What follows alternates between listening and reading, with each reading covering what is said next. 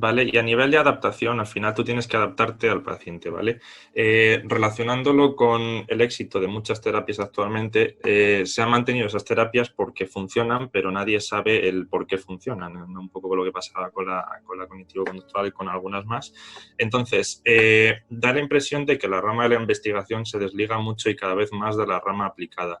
Esto, ¿por qué ocurre? O sea, realmente es como si no hubiera comunicación entre la una y la otra. Sé que quizá las situaciones que se encuentran en terapia son diferentes a las que se plantean en un laboratorio. Parece que cada uno va por su lado y aquí nadie se pone de acuerdo. Entonces, ¿cómo puede un terapeuta clínico, un psicólogo clínico que tiene su paciente o tiene su cliente y tiene en terapia y tiene que conseguir una serie de cosas, conseguir esa serie de cosas si no hay una evidencia al respecto o nadie se ha planteado investigar eso al respecto? Vamos a ver, que la básica y la aplicada viven en mundos paralelos, o sea, divergentes casi diría yo, es un hecho.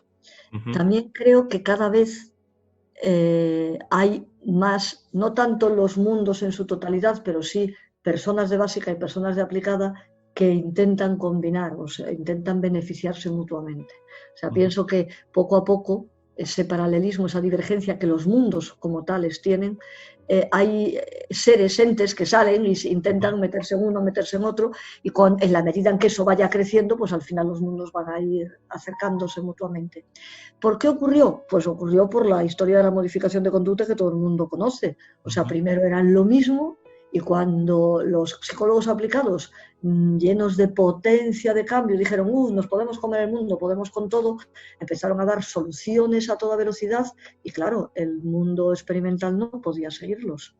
Y entonces se empezaron a desarrollar procedimientos que no técnicas, absolutamente sin fundamento, sin estar basados en nada más que en la empiria, que aún así funcionaban. ¿Qué es lo que antes os decía? Claro que las cosas funcionan, como hablar con un amigo funciona, o hablar con alguien que funcione, pero es que el psicólogo tiene que ir un poquito más allá. O sea, el psicólogo tiene que saber explicar por qué.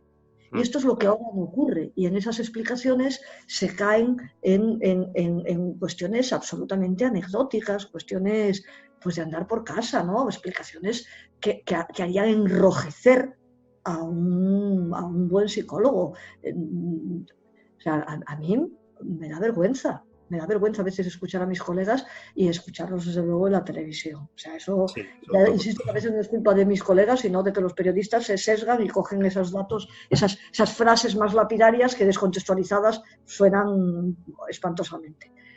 Entonces, es tan potente el poder del cambio conductual a través de hablar, a través de las experiencias, a través de saberse en tratamiento. Es tan potente que el psicólogo empezó a ser muy eficiente y por tanto olvidarse de la psicología básica. Por otra parte, la psicología experimental le pasaba lo siguiente. Estos lo que hacen esto es nada, no tiene ninguna fundamentación. Entonces veían al mundo aplicado como un mundo pues casi de superstición, casi de magia, casi de no psicológico, ¿no? Y entonces tampoco tenían un gran interés en esforzarse en ir a la zaga, ¿no?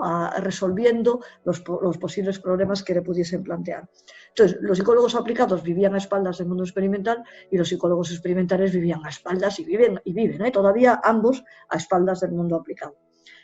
Insisto que cada vez hay más personas individuales que intentan combinar ambas cosas, ¿no? Hay ciertas reticencias aún así, pero ciertas, más que reticencias, desconfianzas, ¿no? Hacia qué es lo que está haciendo el otro que me puede servir a mí o qué tonterías dice este sobre lo que ocurre cuando no sabe nada, por ejemplo, de aprendizaje, ¿no?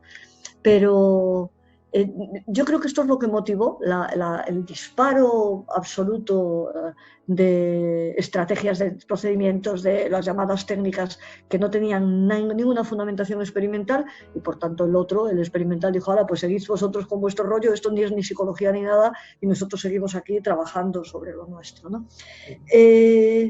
Esto es un problema muy grande y es el problema que llevó al deterioro de la modificación de conducta. O sea, esto también lo he dicho en muchas ocasiones, hay manuales de modificación de conducta que son bochornosos absolutamente, o sea, que eso no tendría que haber sido publicado. es una infravaloración de los procedimientos psicológicos, una minusvaloración de nuestro propio conocimiento que hace quedar a la psicología en muy mal lugar. O sea que la frase que a mí me encantó cuando la dijo Santiago de psicoviedades, dicha luego por otro compañero un poco más fuerte, psicogilipolleces, pues es que es un hecho, es verdad. O sea, es bochornoso leer algunas cosas y que el más bochornoso es, como también digo, que alguien pague por una consulta y salga de consulta diciendo lo mismo que le dijo al psicólogo al entrar, ¿no? O sea, yo desde luego me hago el harakiri si alguna vez me encuentro haciendo este tipo de prácticas. Entonces, ¿qué tiene que hacer el psicólogo profesional? Tiene que formarse. Pero vamos a ver, y ahora volvemos a algo que ya salió en la entrevista con Benjumea. Gran parte de la responsabilidad está en las propias facultades.